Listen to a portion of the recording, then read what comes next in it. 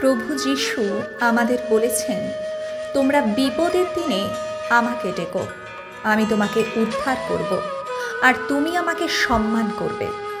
কালকের বিষয়ে চিন্তা করো না, কালকের চিন্তা কালকের উপর ছেড়ে দাও। দিনের কষ্ট দিনের জন্য যথেষ্ট। তোমাদের সব চিন্তা ভাবনার ভার তার উপর ফেলে দাও, কারণ তিনি তোমাদের বিষয়ে চিন্তা করেন।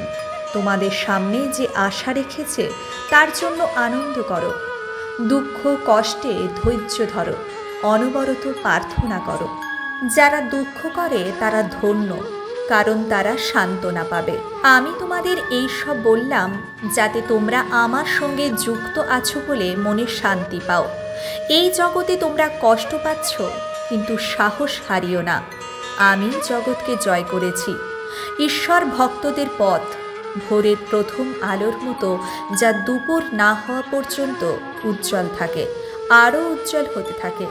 কিন্তু দুঃখদের পথ গভীর, অন্ধকারের মতো। তারা জানে না তারা কিসে হোঁচট খায়।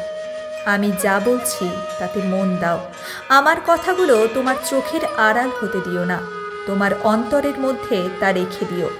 যারা এরকম করে তাদের জন্য তা হয় জীবন, যা তাদের স্বাস্থ্যবান করে।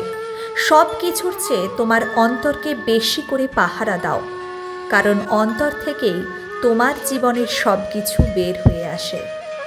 Hallelujah, hallelujah, hallelujah. Amen, amen আর আমিন।